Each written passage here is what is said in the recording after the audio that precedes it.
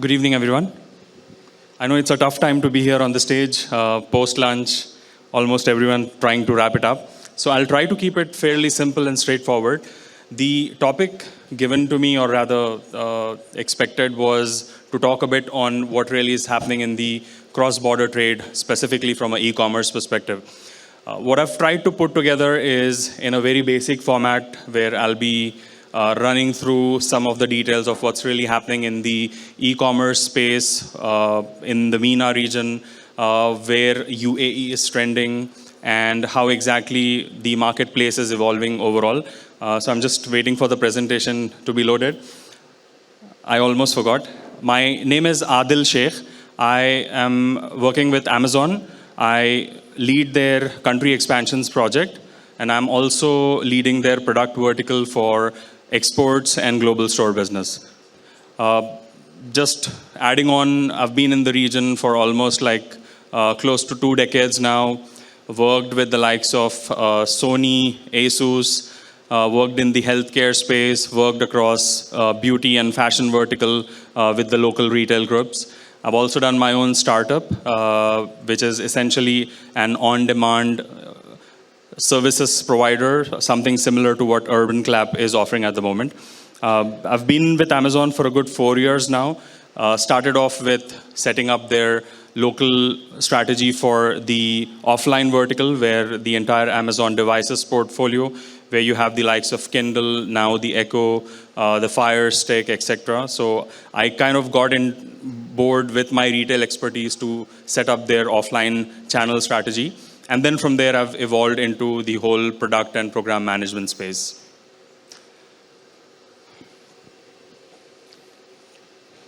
All right, so just hitting off, MENA region, essentially truckloads of opportunity. In terms of sheer numerics, I think this is fairly available across all the media channel, etc. So overall, if we look at the MENA scope, so rather than doing a pyramid, I'm actually going to do a reverse pyramid. So I'm looking at, let's say, overall MENA region. We're talking about $25 billion worth of marketplace orders that were placed in 2022. Now, this is the real action that has happened in the region. And what has been driving this specifically across all the different categories are 3 main segments which are listed in the specific order. So the main focus or the jump has come from the fashion category, followed by consumer electronics, followed by the household goods. What's interesting to note is the transition, not just the region, but overall the entire world has seen because of COVID, is the sheer dependence on the instant delivery concepts, etc. So, which is where you will see that this particular trend moving from, let's say, fashion to electronics, which are sort of the non-essential, bit of more sort of not must-haves kind of category, progressively shifting and evolving into the more sort of in-demand and the more mandatory household, groceries, etc. So that is where we are seeing the influx of varied supply chains getting set for instant deliveries. You know, we are literally seeing those campaigns of 30 minutes, 15 minutes. I don't know if it's going to be like a delivery in a click. God knows, maybe it happens, but that'll be pure magic, I must tell you. Moving on. Overall, what is also important to note, this is very specific, keeping in note the audience that was supposed to be here. I do understand that majoritarily it is a seller-based network along with the brands. So what is important to focus is from all the action that has happened in 2022, the marketplace segment is evolving in an incredibly fast pace. So what this number really represents is, it is not the brands themselves, it is not the pure retail-owned business. The marketplace is contributing over 50%, which essentially means that we are evolving as a region into a model where customers want to log on to platforms where they can see the best of the relevant selection. I'll drill down a bit. UAE specifically. By 2026. So I think the current number is somewhere trending. Last year, early last year, the projection given until 2027 was incredibly high. I mean, it was roughly around $16 billion. That is what I remember. However, because of the correction that has happened post-COVID, the latest data sort of predicts roughly about $9 billion of business only in UAE region. So if we look at the magnanimity of the country that we are currently based in, I mean, almost like one-third share or more evolving and trending, not just domestic business, but the overall cross-border trade also, which I'll be focusing in the next leg of my discussion. Now, what's really worked and why this evolvement has happened overall in UAE specifically, I've summarized around, let's say, for example, there are questions in terms of what is working well, what is not working well. So I'll focus on what has actually worked well to derive a number and that particular projection for UAE. So we've seen a plethora of the loyalty reward schemes. You can look at the entertainers and the coupons and different platforms which offer a lot of discounted deals. Now, previously, if you talk about Middle East region, and I come from India, so almost like 2 decades back, the imagery of Middle East was basically, it's a country where literally sort of, people speak and drink in gold bottles or gold glasses, etc. So the perception was on a very sort of a premium side. What we are now seeing is that the customer has evolved, that it is accepting even the discounted deals or the likes of, the holiday factory models and, similar kind of models where it is more value driven. It is not specifically about how much more can you pay. It is about what value are you being given as a customer for what you are paying. So we've seen a lot of influx of loyalty schemes. I think Entertainer, I must call out, has been one of the most successful. Price transparency now. I'm not sure if you've used a app or a website. It's called pricena.Middle East or pricena.ae, where you literally log on to one platform, you enter a specific product in the search, and you are by the e-commerce platform given the different competitive prices. So what this does essentially is it shows the customer for a specific product in the highly uber competitive space of e-commerce, what is the best deal that they can get across different platforms. So what I'm trying to stress over here is the fact that the price transparency has helped the decision making for the customers, where I, in the back of my head, would at least for the top 10 items that I shop in the likes of, let's say, Carrefour or Sharaf DG or Jumbo, in different electronics or FMCG space.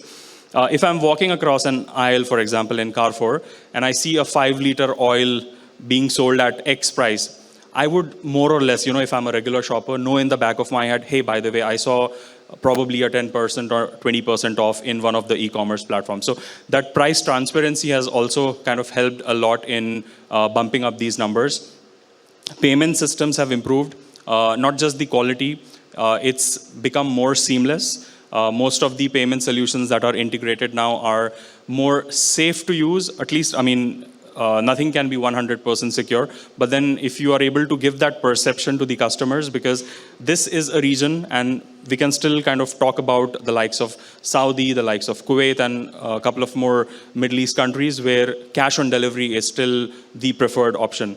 So the evolvement towards a more digital transaction-based portfolio has happened because there have been improvements in terms of the security in trying to offer a very seamless experience to the customers. Product range, this essentially would be my connect to the next slide. That's what we are here for. We form a varied seller network. So what do the sellers do in the form of a marketplace? We list what is the relevant product that we have for a customer. Now, if you go on the other side and view that from a customer's perspective, instead of looking at 10 relevant products, now the customer has a choice of 100 different relevant products, probably at a very competitive price. So all of this has essentially contributed to the bump that we've been seeing in the e-commerce space in the region.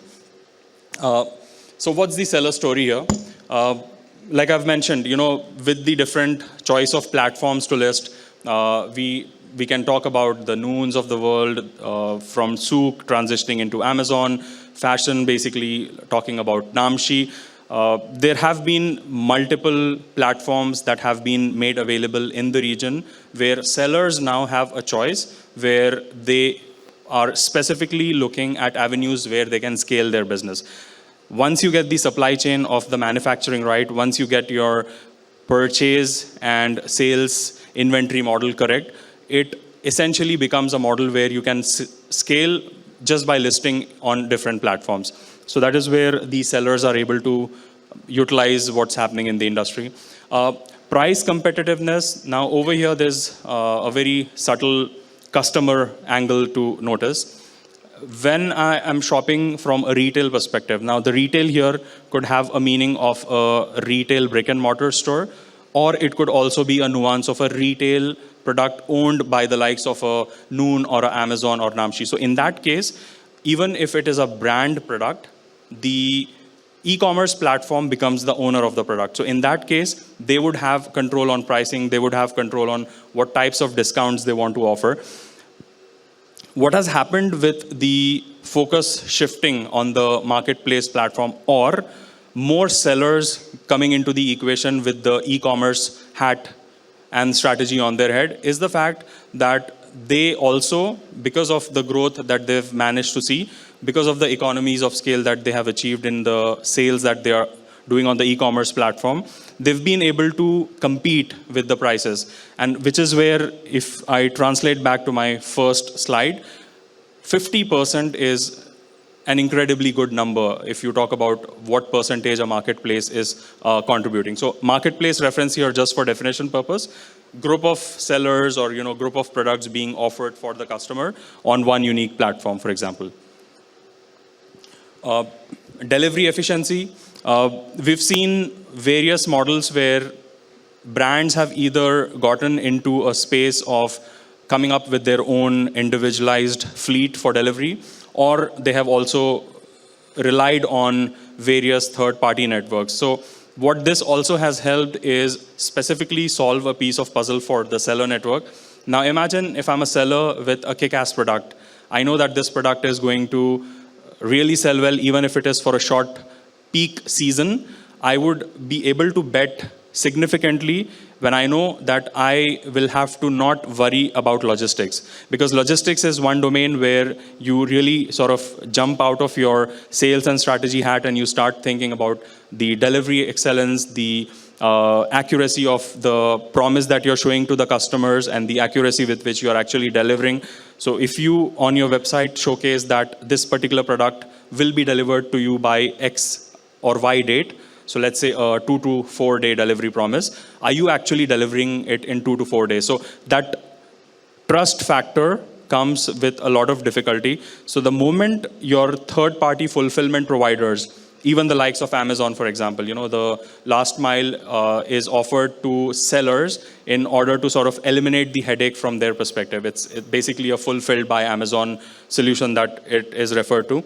So what happens in this specific model is a seller, if they have 100 products, for example, they will be able to list a set of products which qualify as either a bestseller or qualify certain matrices on the quality of data, on the quality of the product itself. So they would qualify under becoming fulfilled by Amazon. So what happens in this case is the products sit physically in the Amazon FC and the order gets generated, the seller can just sit back and relax because rest of the headache or rest of the process is managed in a very seamless fashion. So all of that has really contributed in upping the bar for the overall delivery efficiency that has happened in the region. And the seller networks are sort of now wanting to get on these platforms, wanting to kind of take a section of the headache away, which is basically the last mile delivery bit, and focus more on procuring the right set of products. So in the previous panel, there were a couple of references made about how it is important to ensure that you offer the right product for the customer. It's not about, I think that a specific shoe is going to sell well because I like that brand.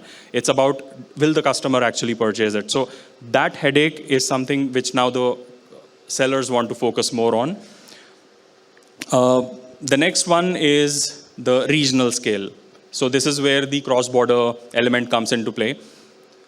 Imagine you're a seller, you are already fulfilling the entire network of the UAE population. 8 million, evolving into 9, growing up to 10, for example.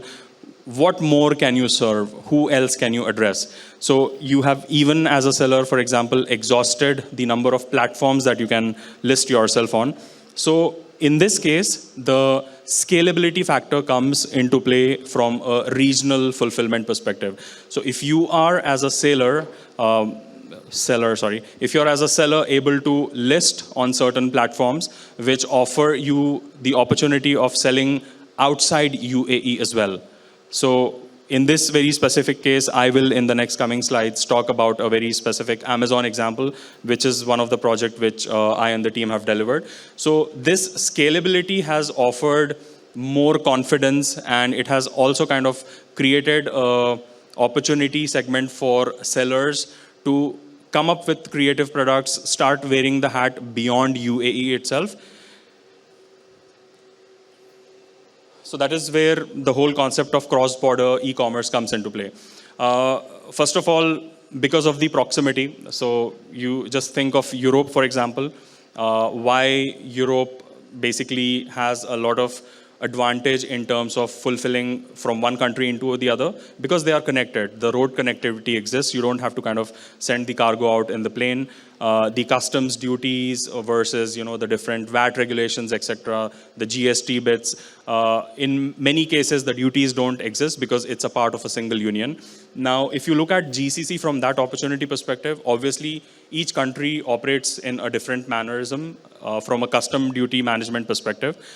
That said, what it eliminates is, if you, on a centralized sort of hub and spoke model, with UAE being the base, if you are able to offer the majority of selection in UAE, you have the proximity advantage to offer the customers who otherwise would have shopped from the likes of UK or the likes of US and pay a higher shipping fee. So which is where the GCC opportunity offers a scalable solution from a cross-border perspective.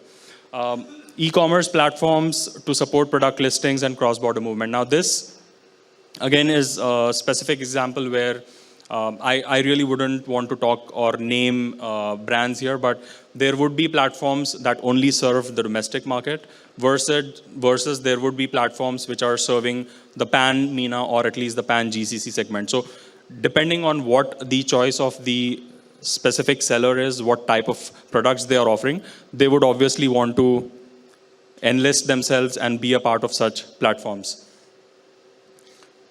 Another important factor that comes into play in the cross-border, specifically with different VAT regulations, different duty components, etc., and the fact whether you're shipping out from the mainland or you will be shipping out from the free zone, for example. There are components like shipping fees, customs duty, and import duty. So in totality, if you think about what a seller could think when they jump into a marketplace, for them to be able to arrive at the right shipping fee, to ensure and have a model where they are building the customs duty and the other import fee, deposit, or duties into the component of their pricing, there is an additional segment or an additional layer of work that needs to be done. Now, this work, in some cases, actually requires a lot of due diligence and teams, because you look at it from a global trade compliance perspective, you look at it from a compliance legal perspective, whether you can ship from one country to the other, what type of products are banned, is it a dangerous good kind of a item, does it fall in the category of a dangerous good, but it can still be shipped using a ground method, for example, because it's not allowed on the air. So all these components are important to consider. So what will the seller view in totality is a solution that ticks these boxes for them. So here is where I will showcase a specific example of a transaction where today, for example, you log on to Amazon.ae, you can choose any specific product, but I wish I could zoom here, but if you look beside the Amazon logo, the address actually reads Oman. So what we've done is Amazon.ae currently is actually an exportable destination for 4 countries. So customers from Saudi, Oman, Bahrain, and Kuwait, they can log on to Amazon.ae, create their account, input their local address of the country that they're residing in, and shop for the eligible selection. Now, how does it serve as an advantage to both brand as well as customer as well as the marketplace seller network? Is you have a model where a full-fledged marketplace requires certain investments, which neither of the brand nor the seller network would want to do for all the countries. So that is where the whole hub and spoke kind of a concept comes into play, where for us, UAE serves as that nodal point where we already have a large addressable population to serve. But the likes of Bahrain, for example, the likes of Kuwait, do they really have that kind of population base to launch a full-fledged marketplace? Maybe yes, maybe no. But with this model, we right away can cater to that segment as well.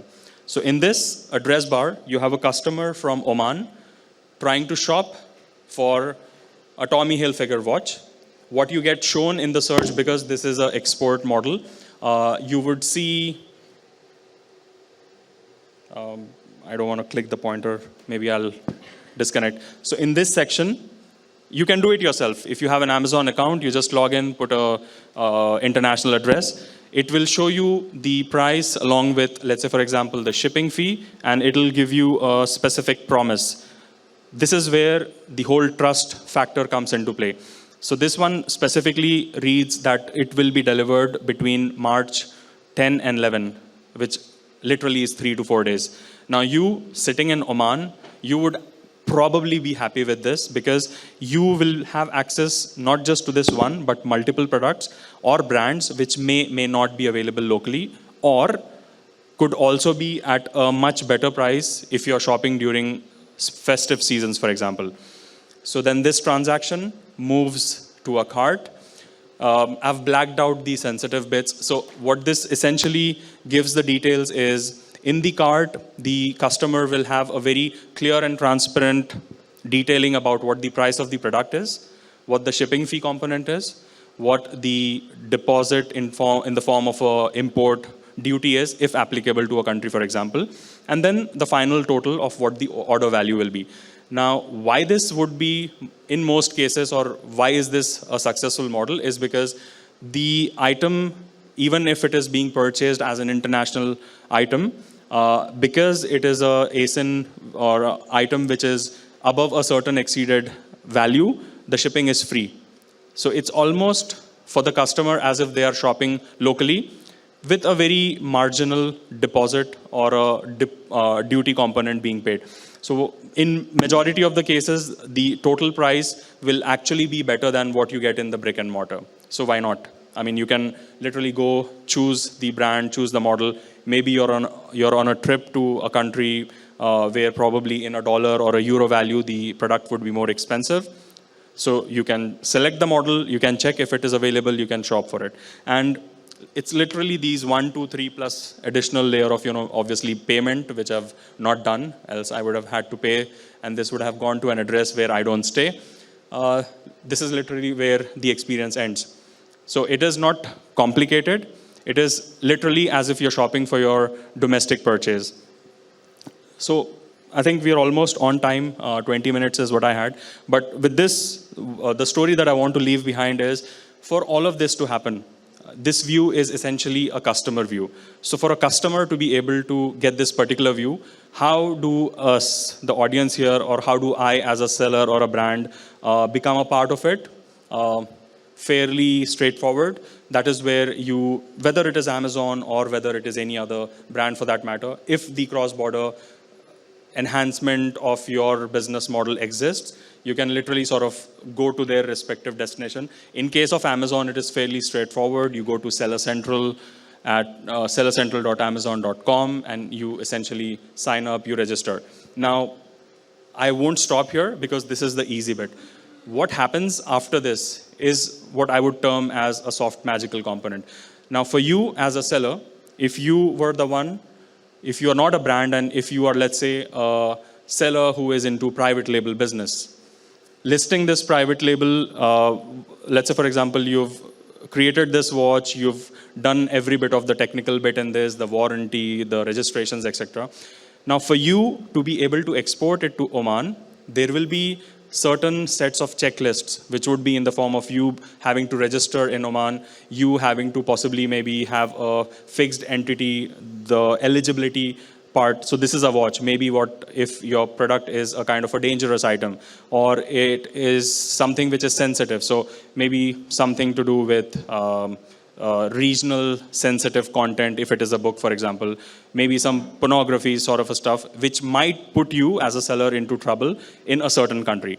So the magic that happens is once you enroll, once you become a part of, let's say, the Fulfilled by Amazon solution, the particular product eligibility, the shipping fee, because each of the product has a unique HS code. That HS code is something which is processed by the system in the background for eligibility. Is that eligible to be shipped in the country or not? If it is eligible, it will show in the search result. It will give you all the duty components, etc., the shipping cost, etc. So you as a seller, you will have more confidence of what exactly your pricing model needs to be, let's say, with the likes of, the entity or a platform that you're dealing with. So ladies and gentlemen, thanks a lot for hearing me out. That was the small bit from my side. I'm not sure if we have the contact details put over there, but my name is Aadil Shaikh. You can find me on LinkedIn. Thanks a lot. Okay. Cool. Thanks a lot, everyone. I hope you enjoyed.